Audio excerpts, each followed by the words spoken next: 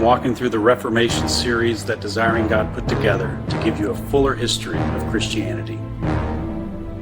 Join me. You know how some historical figures have stories that sound almost too perfect, like a movie script? A trailblazer, a rebel, someone who changed everything. Well, today we're diving into the story of one of those figures from the Protestant Reformation, a woman named Marie Dentière. She's often held up as this incredible feminist icon, a true pioneer. But what if the story we all know is missing a few key chapters? Let's dig in. All right, so first, let's cover the story as it's usually told. The popular version. In this narrative, Marie Dentière is this standout female voice of the Reformation. She's the one who steps onto a stage dominated by men and demands a seat at the theological table. And I mean, her biography really seems to fit that hero narrative perfectly. She was born into a noble family, but around 1525, after reading Martin Luther, she's so inspired that she leaves her convent. She heads to Geneva, which was basically the Silicon Valley of the Reformation, and becomes this super vocal champion for the cause. And get this, in 1539 she writes this incredibly bold letter to the Queen of Navarre. Her legacy is so powerful that, centuries later, in 2002, she becomes the only woman to be honored on Geneva's famous Wall of Reformers. So when you put it all together, the picture you get is of this absolute trailblazer.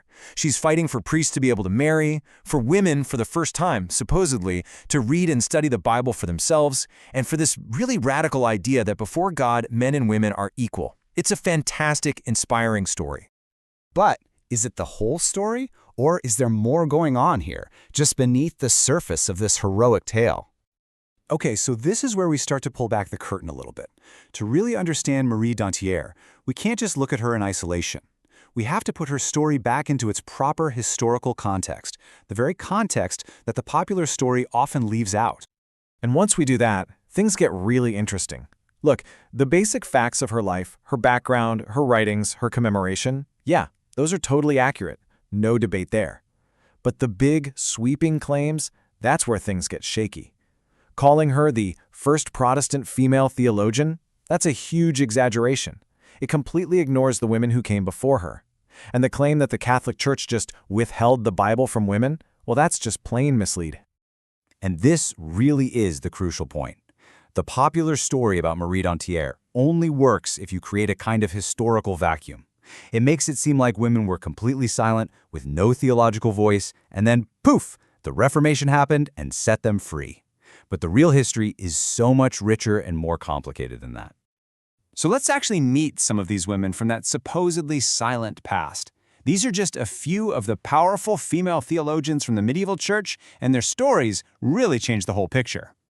Let's start with Hildegard of Bingen. And just to put this in perspective, she was writing and influencing Europe a full 400 years before Marie Dentière was even born.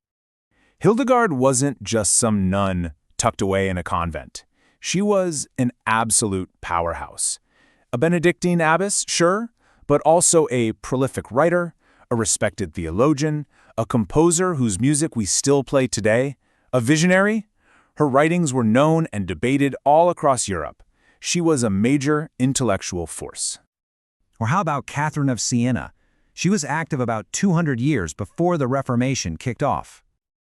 Now, what's so incredible about Catherine is that she was a lay woman. She wasn't an abbess with institutional authority, and yet she wrote hugely influential theological books. She was famous for her deep understanding of Scripture, and she was so influential that she was directly advising popes and other leaders. This was a woman at the very heart of the church's power structure. But you know what? We can go back even further. Way, way back to the early church in the 4th century with Saint Macrina the Younger. Just listen to this quote about her, written by her own brother, a famous theologian named Gregory of Nyssa. She instructed even those older than herself in the reading of Scripture. Let that sink in.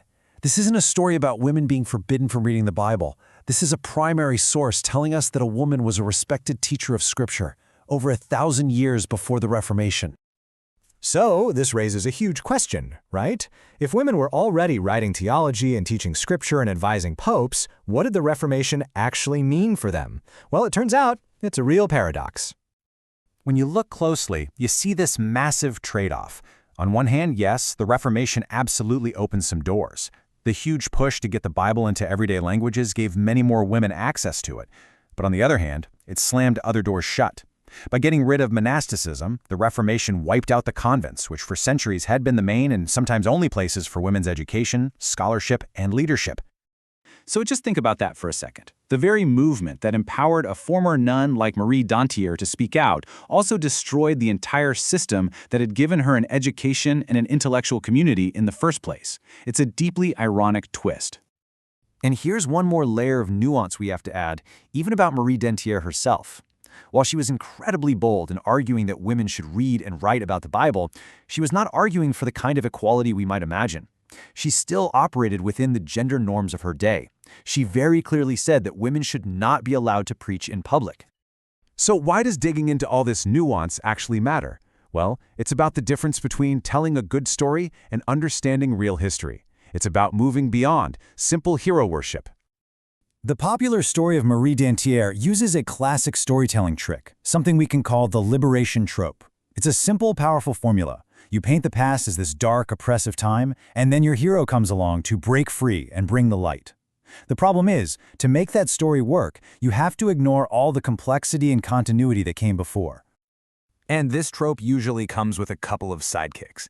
The myth that spiritual equality was a brand new idea invented by the Reformers, and the myth that the Bible was basically locked away in a vault, completely inaccessible to women before Martin Luther came along.